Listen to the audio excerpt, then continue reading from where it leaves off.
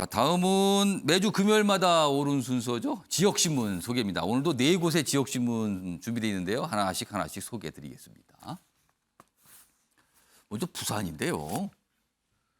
역시 지방선거다 보니까 선거에 대한 관심도가 높군요. 민주는 40대, 국민의힘은 2030 세대 투표율이 판세를 가른다. 그러니까 여기가 지지층으로 보이는데 여기가 투표를 많이 하는 게 이게 뭔가 판세를 좌우할 거다. 이렇게 분석하고 있네요. 그다음에 사전투표 소개를 좀 하고 있고요. 민주당은 대선 실망감 달래기가 숙제고 국민의힘은 젊은층 투표 동료에 집중하고 있다. 이런 모습을 소개하고 있습니다. 다음은 광주로 가겠습니다. 역시 지방선거 내용이 일면 토끼사군요. 민주당 강세, 국민의힘은 선전. 지금 광주 전남, 호남 지역 판세가 이렇다는 거죠. 그렇죠. 여기 사실 호남 지역은 이제 민주당이 굉장한 강세를 보이는 지역이니까요. 근데 교육감은 깜깜하다. 모르겠다는 겁니다, 지금요. 여기 보면 민주당 광역 지역에서 독주하고 있는데 국민의힘은 광역의원 탄생을 기대하고 있다는 거예요. 그리고 전남 기초단체장 10곳 정도에서는 무소속이 선전하고 있고요. 교육감은 혼전. 잘 모르겠다. 부동층이 다우할 것 같다. 이런 분석입니다. 다음은 강원으로 가겠습니다. 강원 특별자치도 오늘 국회 본회의 통과 유력. 오늘 국회 본회의가 잡혀 있어요. 좀 늦게 잡혀 있는데요, 밤에. 근데 여기에 아마 이 관련 법안이 통과될 것 같다. 그래서 기대를 좀 나타내고 있거든요. 제주 세종이어서 특별한 지위를 부여받게 되는데 내년 6월께 출범 기대한다. 이런 내용도 담겨 있습니다. 마지막으로 대구로 가보겠습니다. 일천조 투자 보따리 시장 도지사 선봉에 나서라. 이거는 뭘 하라라고 지금 쓴 기사네요. 최근에 대기업들이 투자 계획을 밝혔는데 그걸 다 합쳐보니까 1000조쯤 된대요.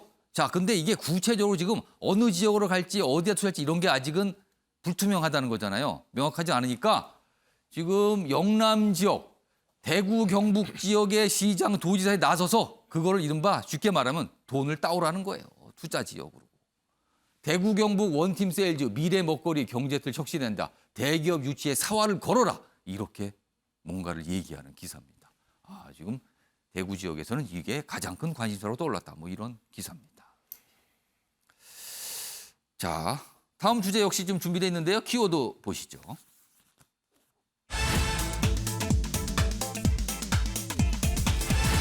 임금 피크제. 그런데 약간 지금 어제 판결이 나왔죠? 그래서 이게 혼란이 있을 수 있다는 거예요.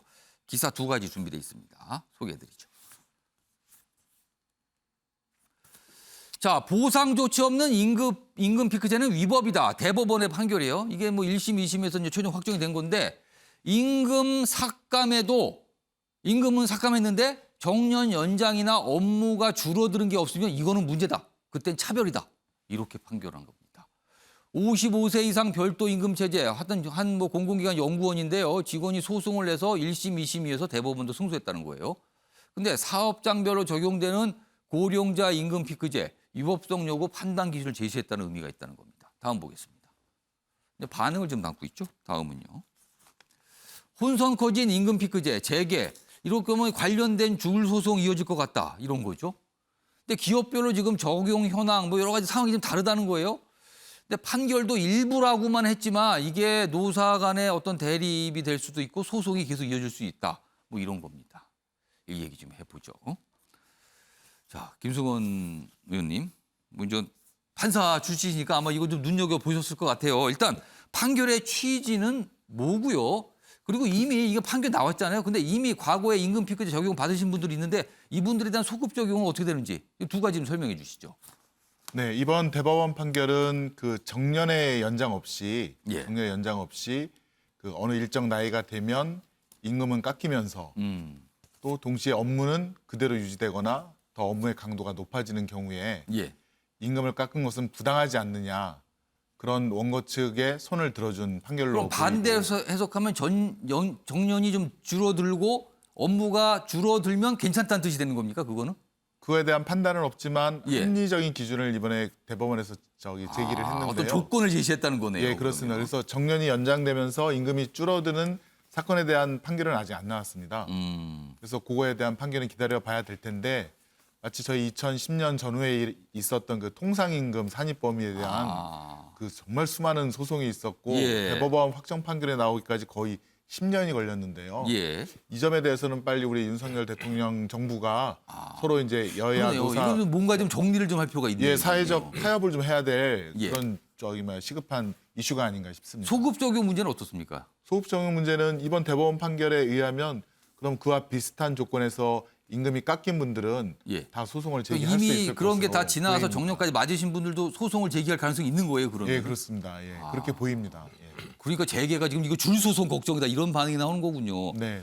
윤창희 의원님 예. 지금 현역 의원이신데 이거 예. 어떻게 보셨어요? 글쎄 그 제도라고 하는 것의 취지는 좋은 취지입니다. 이게 사실은 왜냐하면 이제 여러 가지를 고려해서 연공으로 그냥 계속 임금이 올라가게 돼 있는데 예. 이렇게 되면 정년 연장을 하거나 했을 때 굉장히 많은 그런 그 급여가 나가니까 좀 부담을 줄여주자는 면에서 노사 합의로 도입됐는데 문제는 노사 합의를 했고 정부가 하라고 해서 해도 이것이 사법적으로는 얼마든지 이게 차별이다. 차별 지금 위법이 그거예요, 될 수 지금 있다는 판단은. 일종의 법적 리스크라고 하는 것이 항상 제도 속에 존재한다는 걸 아주 잘 보여주고 있는 그런 그 하나의 형태가 아니냐.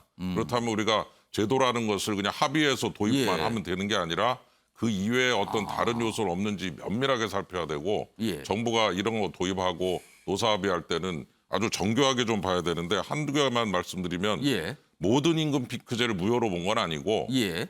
목적의 타당성, 불이익의 정도, 대안 조치 도입 여부, 감액된 재원이 원래 목적을 위해 사용됐는가 이런 것들을 종합적으로 판단해야 된다는 유보적인 그런 부분도 있기 때문에 예. 앞으로 이제 복잡한 부분이 있겠지만 동시에 정부가 빨리 좀 아주 정확하게 매뉴얼을 만들어서 예. 이 제도가 법적 리스크를 벗어날 수 있게 아주 정교하게 만들어야 된다. 이런 생각이 듭니다. 그러니까 임금 피크제 적용의 어떤 조건을 구체적으로 이번에 재판을 통해서 좀 제시가 됐다. 뭐 이런 의미를 갖는다는 평가를 받고 있어요. 근데 좀 제겐 좀 걱정을 하고 있는 거죠. 이 소송 걱정이 좀 있다는 겁니다. 자, 다음은요. 뭐 시간이 다 돼서 기사 소개만 좀 드리겠습니다. 이른바 파티 게이트입니다.